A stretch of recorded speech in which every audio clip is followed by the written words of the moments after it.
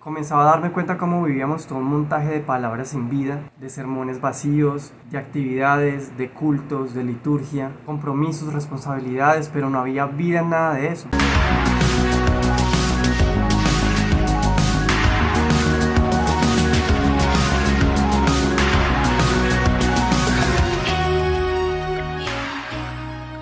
En el año 2016, cuando tenía 25 años, era líder del grupo de jóvenes y del grupo de alabanza de la Iglesia Presbiteriana Cumberland de Cartago Valle, Colombia.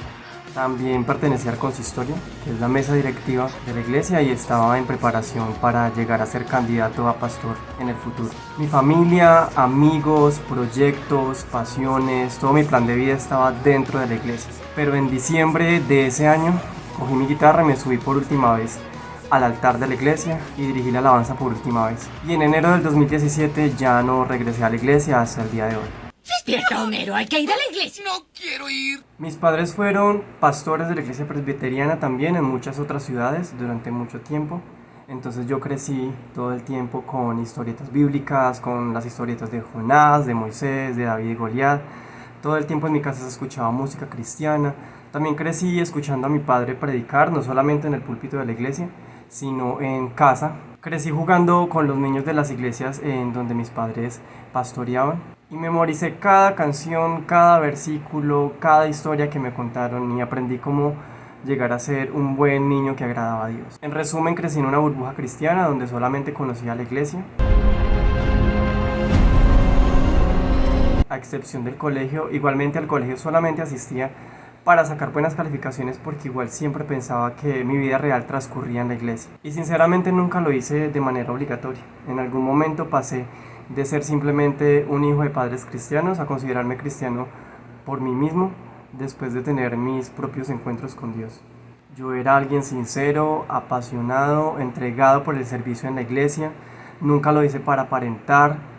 Sé que siempre lo hice totalmente de corazón y me esforzaba demasiado para que mi vida fuera agradable delante de los ojos de Dios y de las personas de la iglesia. También soy Paz, persona altamente sensible, y por esto tenía una conexión muy especial con Dios a través de la música y a través de la adoración. Era como mi espacio seguro, donde sentía que yo podía ser yo mismo, donde sentía que podía escapar de un mundo que para mí era muy confuso, de un mundo donde no entendía cómo funcionaban las cosas. Era un lugar donde encontraba paz, consuelo y podía sentirme realmente conectado con Dios, pero de una manera muy intensa, diría yo que más intensa que el común de la gente. Esto para mí representaba mi encuentro con Dios, esto para mí representaba la presencia de Dios en mi vida realmente. Pero a medida que fui entrando en la adolescencia, se me comenzó a hacer cada vez más difícil entrar en ese espacio de seguridad. Cada vez era muchísimo más complicado. Cada vez se me hacía más difícil entrar en ese espacio de tranquilidad y comenzaba a sentirme más alejado de Dios, más desconectado de Dios, y la verdad no sabía por qué.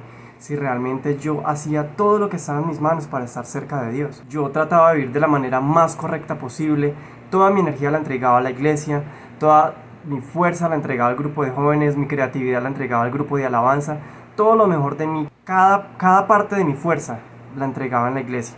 Entonces no sabía por qué cada vez me sentía más alejado de Dios. Así que me esforcé cada vez más, pero sentía que entre más me esforzaba, más alejado me sentía de Dios.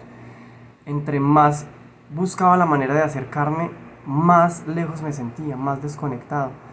Obviamente comencé a perder mi pasión y hacer las cosas de la iglesia se hacía cada vez más difícil. Ya no tenía motivación ni pasión por lo que estaba haciendo y comenzaba a obsesionarme cada vez más por entender qué no estaba viendo, qué faltaba en mi vida que no lograba conectarme con Dios, qué faltaba en mi vida que a pesar de todo mi esfuerzo sentía que me alejaba de Dios, a pesar de que entregaba toda mi vida al servicio, no lograba encontrar ese espacio de seguridad y cada vez era más difícil. Esto era algo muy doloroso para mí porque yo consideraba que la presencia de Dios era lo único que le daba valor a mi vida. Sentía que la presencia de Dios era lo único bueno que encontraba en mi vida y que la hacía valiosa. En ese momento comencé a darme cuenta que no solamente no encontraba a Dios en mi vida personal, sino que llegué a la conclusión y me di cuenta que tampoco lo encontraba afuera de mi vida personal. Tampoco lo encontraba en la iglesia. Comencé a sentir que daba tanto de mí, que entregaba todo de mí, pero que en la iglesia no recibía nada a cambio.